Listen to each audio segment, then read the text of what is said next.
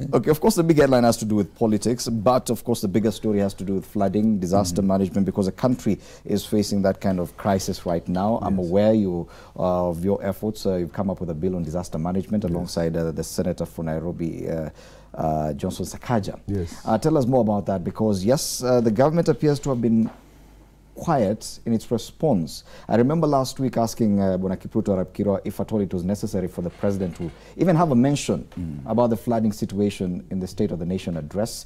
Many felt probably not, but surely the government needs to be seen to be doing something. There is a National Disaster Management Authority agency in place. It's been there for a while. We're just not feeling it. Is it that the flood, the kind of flooding we're experiencing now is out of the ordinary?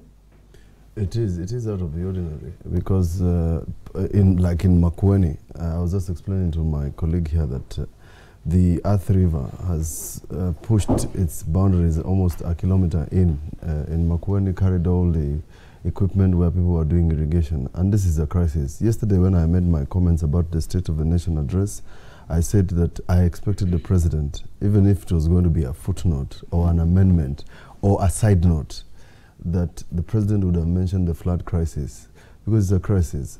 And after the flood, you're going to have disease. Yes. After the flood in Tana River, you're going to have hunger, because what we thought after the long, prolonged drought, that will be a season for plenty, a season for planting. The crops we have planted have been destroyed by the rain. You still have those who have crops have been destroyed by the armyworm. And it's a crisis because agriculture and food security. We have just been debating food security. Yes. The president actually mentioned in the Big Four, one of the Big Four agendas is food security. So the people who are handling the president and handling his matters and handling his speech must be condemned for not making this a priority. The disaster management, the proposal that I've made together with Senator Sakaja and Kimani Ichung'wah in the National Assembly, is a realization that we have a crisis. Now, for Earth River, for example, the flooding in Tana River, in developed countries, people would not wait until the water comes. Yes. They would be alerted in advance, the tsunami alerts. In Kenya, it's weird that we have a meteorological department that only predicts that there's going to be rain, but then people are caught in the floods. People should have been evicted. People should have been warned. These flash floods. Recently, we buried a family where they had gone for a marriage ceremony in Kitui. When they got into the river, the men decided to go into the river first to test. When they tested and discovered that they can cross, they then asked the lady and the children to come. By the time she got into the middle of the river, she was carried away. Yes. Flash floods. It's unfortunate. It's unfortunate, but what I'm saying is that our response is pathetic. The Disaster Management Authority is a disaster in itself. The fact that, and I've said this before, that while disaster management is a concurrent function at national level and at county level, the management of disaster in the country has become a national issue, mismanaged at the national level, and that is why people are suffering. Because the ministry in charge or the departments in charge cannot react to these floods the way they want. Because yesterday, there's a flash flood in Subukia. Yes. The previous day, you have a flash flood in Tana River. The previous day, there's a flash flood in Kwale or Mombasa. So they cannot attempt to jump around everywhere and to go everywhere and attend to the floods. Just reacting to what reacting. Yes. We have county governments. This is a county function. We must say at this crisis that you must devolve disaster management. Yes. Because it's wanting. Yes. And after the floods, you're going to have another crisis. And you're still going to have the same problem. Yes. Hence the legislative amendment to try and see whether the money that we plan every year and is left at the national level can now be taken to counties, because then they have a faster way of reacting to these problems, instead of waiting for all these machines, choppers and people to come with bundles of unga and blankets after the fact. Yes. Okay. Like in Makueni, it's 3 weeks. Sometimes you think we are being victimized because we are in the minority or we are in the opposition, but it's 3 weeks after the fact. But you have not seen that sort of government agencies are yet to move in. Yeah. Wow. It's a you mentioned something about agriculture and food security, which is interestingly, it's one of the 4 pillars of the president's Big Four agenda. Yeah. You've been a minister of agriculture for quite a while. You understand the planting timelines in Kenya. This sort of flooding will continue up until mid this year. What does that mean for this country? It means we are likely to run a national famine program where importation is going to take place. And that's the most unfortunate thing.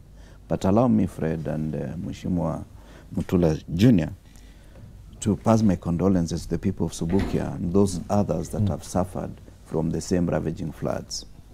The one of Subukia is a bit interesting because it's both soil and water engineers and the structural engineers who never took heed of the fact that this has been a very weak area where the dam was constructed.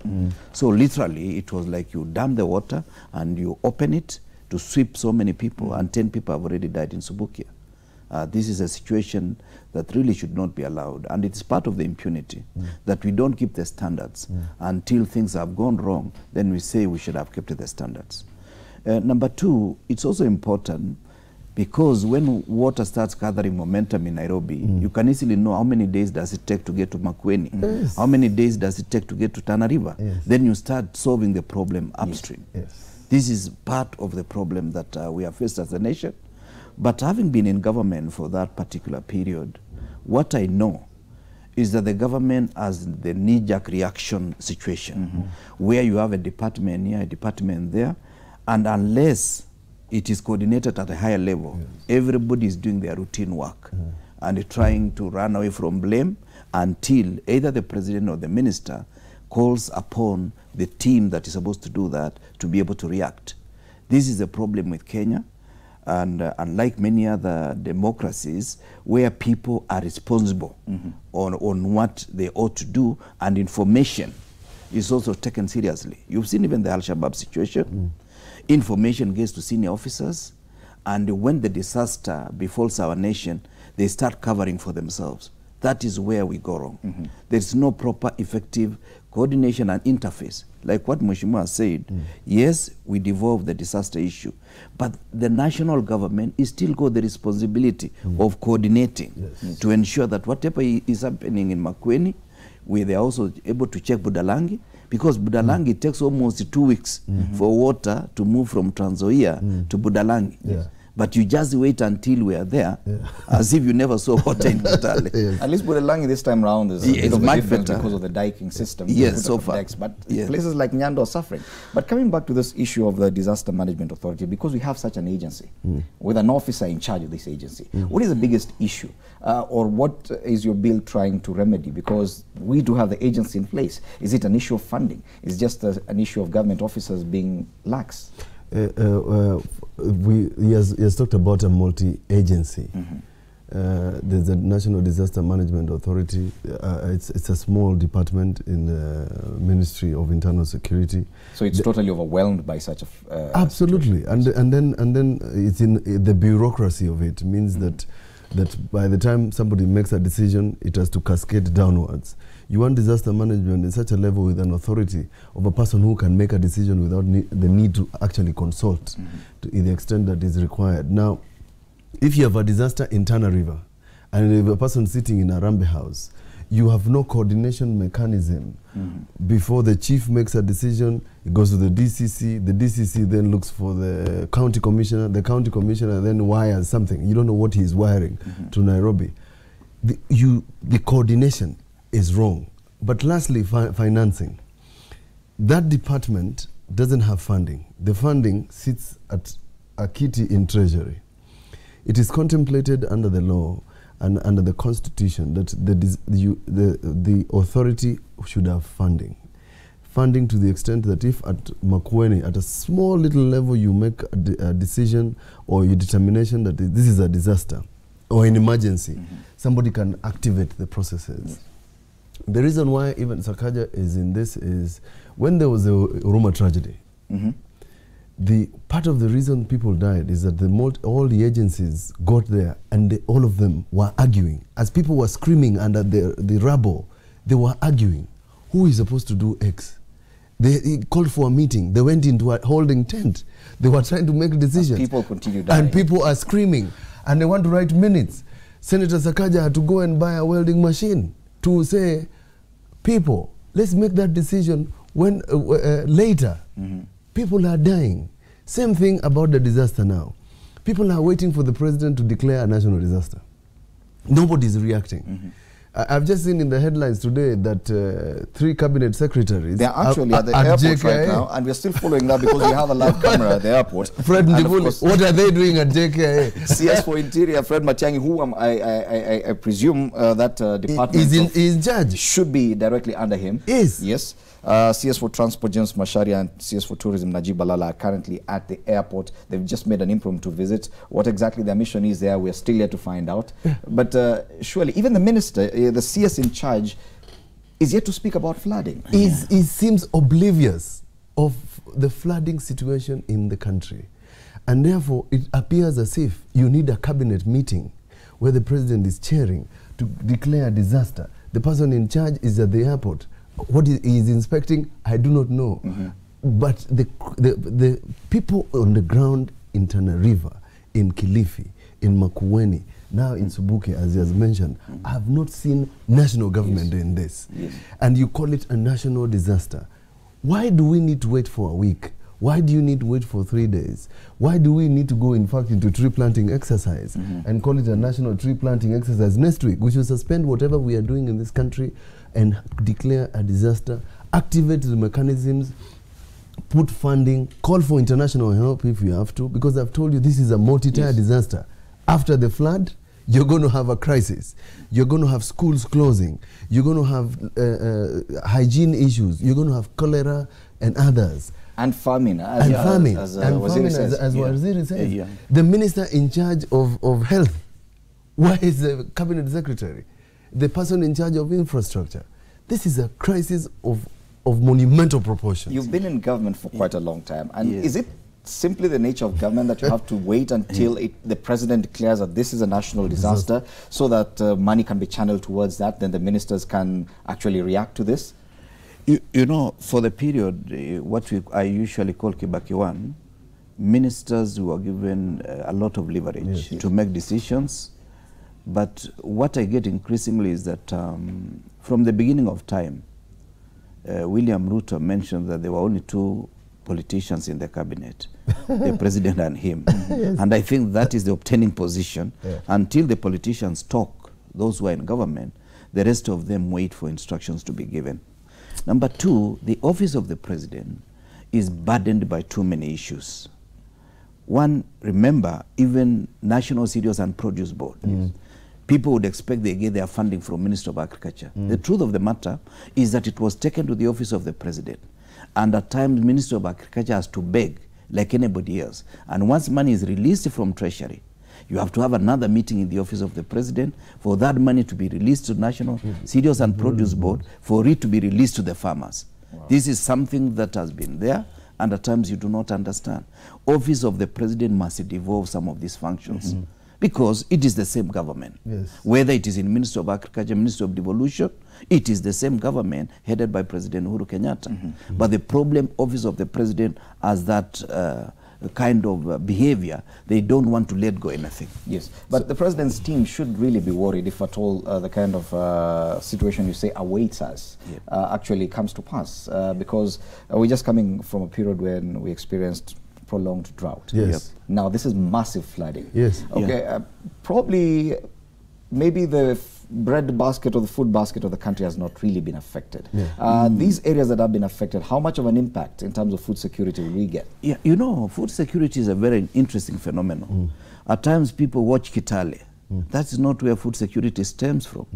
Food security is 3 areas: coast, what we call, which is probably the worst affected. Ukambani, and part of the South Rift, because the food that is produced there directly goes to the consumers, the local residents. But the one of Trans Nzoia is that a small percentage goes to the people of Trans Nzoia. The rest is released to the national granary. Now, the problem that we have in Trans Nzoia is that we have more than 2 million bags stuck with the farmers. Personally, I have some maize that I cannot sell because the price has plummeted from 3,200 to 1,800. Now, people are waiting. This is going to be affected by post-harvest vagaries of weather. The storage. Because you know, every year, because of our poor storage, we lose 8 million bags of maize Yes, what we call post-harvest handling. Now, if you keep that maize again with the farmers for another 6 months, we are likely to lose about 15 million bags of maize. Now, this time next year, we'll be importing, because it is not new science, it is cyclic. When there is a lot of rain like this year, next year we are likely not to have a lot of rain. So we should have encouraged, mopped all the maize from the farmers. Now the government has bought only 3 million. And the strategic grain reserve, the last time I knew, is supposed to be between 4 million and 8 million. Why don't they mop all the maize from the farmer? They can store even for 5 years, instead of allowing me to store my maize, which I may not store up to the end of the year. Okay. So this is a problem. When President talks about food security, it is food security on paper. Okay. In practice, there is none. So that's the question. Yes. So the headline should not be, and you know, this country is obsessed with the wrong things, and I must tell you. I can tell you for sure, I've looked for headlines to do with flooding, and this is page 2, 3, 4, 5, 6, 7.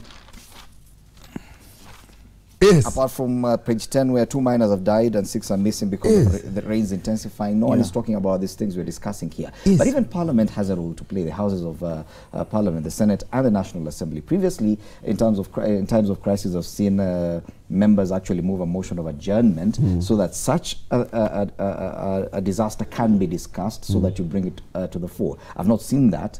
Yeah, how will you see it? Look at the headlines of Parliament. Look at the nation headlines. You are a very senior member of the Senate. Let me just tell you. Look at the nation headlines. You are a very senior member of the Senate, surely. Let me tell you. I will explain my seniority in Senate. The majority leader of the Senate is on the nation headline. What is he talking about? 2022. Yes. The majority leader of National Assembly. What is he talking about? 2022. Whether Raila is destroying their party. This is called leadership. The leadership of the majority. This is government in Parliament. The motion of adjournment and matters of crisis, you can see that we are preoccupied with the wrong things. Nobody seems to think that this is an agenda. In fact, the National Assembly today is on recess for the next 30 days. And so people are away.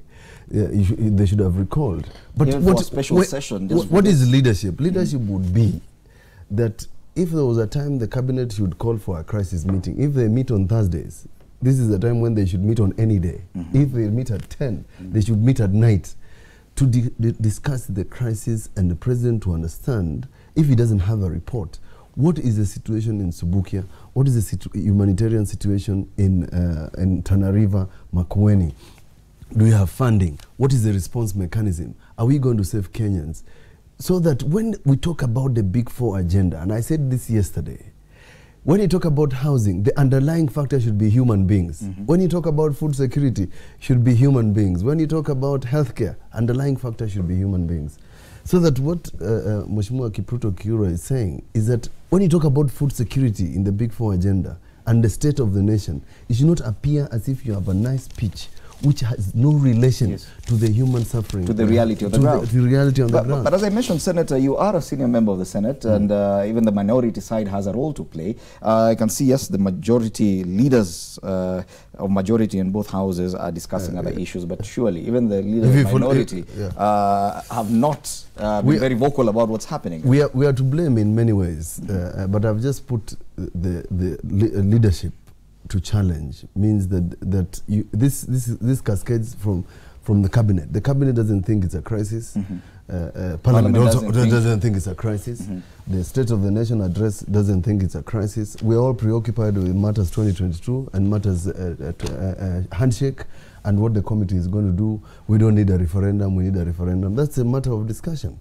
But in a developed country where people think about human beings, countries where presidents cancel trips, they cancel trips, foreign trips, come back to the country to address a national crisis, and your headlines, the editors of these newspapers, instead of selling politics, they should be talking about, the headline should read, where is the president and the deputy president? Instead of asking me where my party leader is, or where Musalia Mudavadi is, you should ask, where is the deputy president and the president? Well, the deputy president is definitely on the front page of not where he is the nation. As well as the leader of the opposition, Raila Odinga, is also there, and all of them discussing issues to do with the possibility of a referendum or what will happen in 2022. Well, on Citizen TV, at least the first 1, 2, 3, 4 stories have to do with what's happening in as far as flooding is concerned. The task force, the Tana River, and of course that tragedy in Migori as well, where 7 miners were trapped, also as a result of these heavy rains. But yes, this is the news review. We discuss the headlines as they come. And by the way, do you know what they have done? They have formed, that's why sometimes you wonder. There's a task force to discuss Ndakaini Dam. It has no. Forgive me, I have to laugh. But, you know, in terms of priorities, Fred, what we think is important is Ndakaini Dam doesn't have water. But there are people, like he has said, whose dams, like in Makueni and Wote and other places, they have overflown. They have broken their banks. They will not have water. We're wondering, where are we going to get water in Nairobi? Wow, interesting.